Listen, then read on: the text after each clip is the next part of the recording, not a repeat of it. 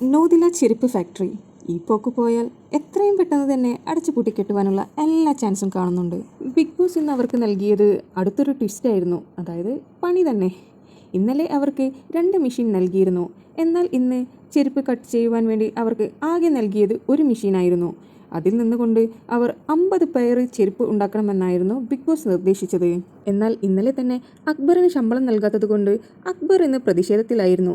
തൊഴിലാളി union മെമ്പറിൻ്റെ head ആയതുകൊണ്ട് തന്നെ അക്ബർ പറഞ്ഞു, ഇന്ന് ഇവിടെ ആരും പണിയെടുക്കില്ല, ഞങ്ങളെക്കൊണ്ട് അങ്ങനെ പണിയെടുപ്പിച്ച് കാശും തരില്ല എന്ന് പറഞ്ഞുകൊണ്ട് അവിടെ സമരം നടത്തുകയായിരുന്നു. ആകെ പിടിയും വലിയുമെല്ലാമായി അക്ബറിൻ്റെ കൈക്കും നൂറയുടെ കൈക്കുമെല്ലാം പരിക്കുകൾ പറ്റിയിട്ടുണ്ട്. അക്ബറും നൂറയും ജിഷിനുമെല്ലാം പലതവണ അവിടെ ഇരുന്ന് വഴക്കിട്ടിട്ടുണ്ടായിരുന്നു. ഇതൊന്നും ശ്രദ്ധിക്കാതെ തൻ്റെ ജോലി കൃത്യമായി ചെയ്യണമെന്ന ഒറ്റ ഉദ്ദേശത്തോടു കൂടി ആദില മാത്രം ഒരു മൂലയിൽ പോയിരുന്ന് ജോലികൾ ചെയ്തു. നൂറയ്ക്ക് സപ്പോർട്ടായി ബിന്നിയും ജിഷിനും ആദിലയും മാത്രമായിരുന്നു ഉണ്ടായിരുന്നത്.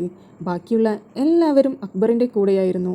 അതുകൊണ്ട് തന്നെ നൂറയ്ക്ക് ഇന്നത്തെ ടാസ്ക് പൂർത്തിയാക്കുവാൻ യാതൊരുവിധ ചാൻസും കാണുന്നുണ്ടായിരുന്നില്ല.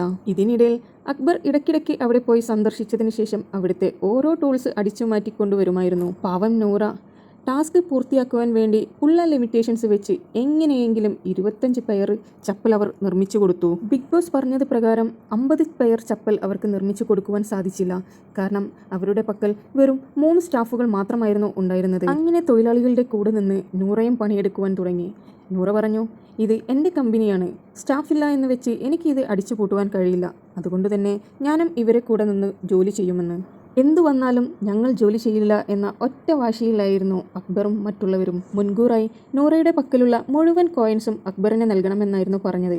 അങ്ങനെയാണെങ്കിൽ മാത്രമേ എൻ്റെ പക്കൽ നിന്ന് തൊഴിലാളികളെ ഞാൻ വിട്ടു നൽകുകയുള്ളൂ എന്നാണ് അക്ബർ പറഞ്ഞത്.